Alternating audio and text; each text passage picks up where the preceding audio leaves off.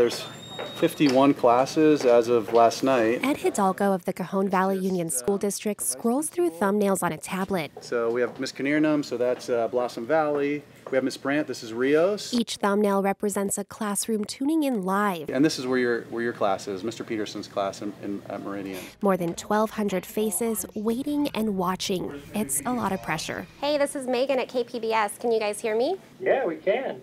You can get started anytime you'd like. All right. Hey guys, I'm Megan Burks. I'm a reporter here at KPBS in San Diego, and you can see, hopefully behind me, you can see a newsroom. We have about 36 journalists. The platform making this all happen is called Nepris. The online tool lets schools access a full catalog of workplace tours. They can also tap into their local community to schedule live tours like the one I'm giving. All it takes is a tablet or computer with internet access. And we're going to take you over to somebody who is working.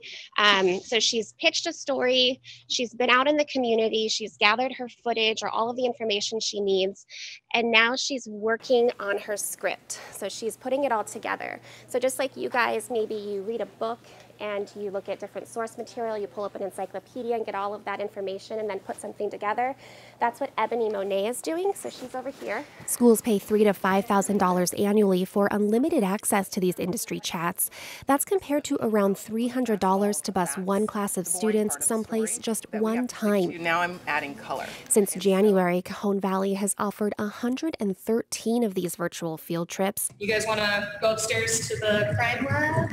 From the forensics lab at the El Cajon Police Department to the district's very own central cafeteria. We stick the tomato on, pull down the arm. Hidalgo says the opportunity is significant in a district where more than 70% of kids qualify for free and reduced price lunch. Might be excited to see one of our refrigerators. There's many students who have never even seen the ocean. So we often say, how does a child aspire to a career they don't know exists? And with Nepris, we're able to connect business professionals to the classroom virtually.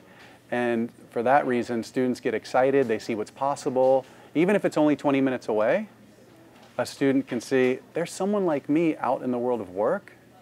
I want to do that job.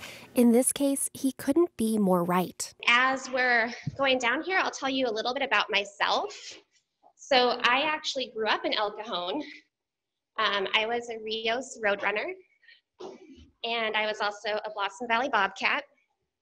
And I went to Greenfield, and it was at Rios that I learned that I love to write. Hidalgo says that kind of early insight into one's interests lays the groundwork for success in school and career, and it's why the district invested in Nepris. And what we know is that interests have the highest correlation to career satisfaction, performance, and income. So we can help students understand how their interests connect to the world of work. There's a greater chance they'll select a more aligned course of study that aligns to a future career. The district can't say yet whether its efforts have improved academic outcomes. It's only been using Nepris for a year, but Meridian Elementary School teacher Ronnie Peterson says he's seen its impact firsthand. I've always tried to make sure that during math, if I'm teaching about geometry or perimeter area, that I can tell them, hey, this will help you when you build a fence, or this will help you when you lay carpet or tile. I've always tried to make education relevant, but this makes it very relevant because now they're starting to see what's ahead, like they can set goals for their future. I had one student, he wants to be a chef, an executive chef, and so he's taking cooking classes, right now, that kind of a thing. So he's got his goal for the future, and he's got his, short-term goal right now. So, do any of Peterson's students want to be a journalist now? We asked fifth graders David Hanno and Mary Azabo. I really like being a doctor. I want to be either a doctor or a lawyer. A doctor because I'm really interested in the heart and how it functions and stuff, and a lawyer because I just love to argue.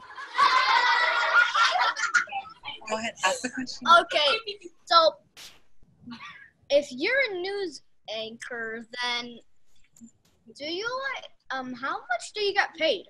Luckily, the Nepris platform let me talk with students in other classrooms too. And across town at my alma mater. So I'm from Rios, and I can see myself growing up as a reporter just like you. 1 out of 3, I'll take it. Megan Burks, KPBS News.